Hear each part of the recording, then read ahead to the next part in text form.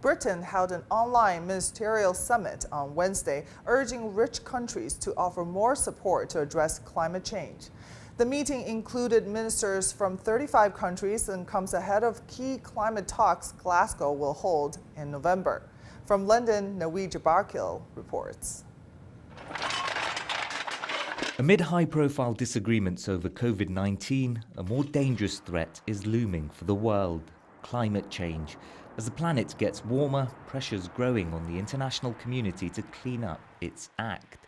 This summit brought together some of the world's biggest economies and businesses. The UK, which co-hosted it, is calling for donors to raise $100 billion a year to fight global warming. The US will be central to any effort.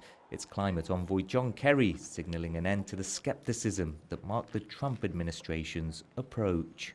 Mother Earth, the planet, is screaming at us with the feedback loops that are telling us every single day, get this done.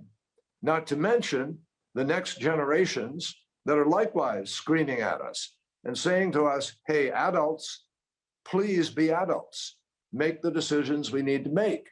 If the world is to reach net zero, China's role will also be key. It's responsible for almost a third of global carbon dioxide emissions, but it's also the biggest producer of renewable energy and is vowing to be carbon neutral by 2060.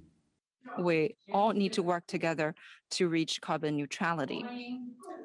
We need to build a fair and just global energy governance system featuring win-win cooperation so as to provide confidence towards sustainable recovery.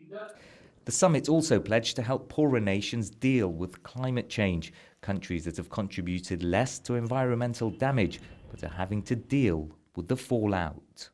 Like many of these summits, the rhetoric from major nations sounded right, but dealing with the issue will require close cooperation and intense financing, two things that seem in short supply as the world focuses on the more immediate dangers posed by COVID-19. Norwegia Barkill, CGTN, London.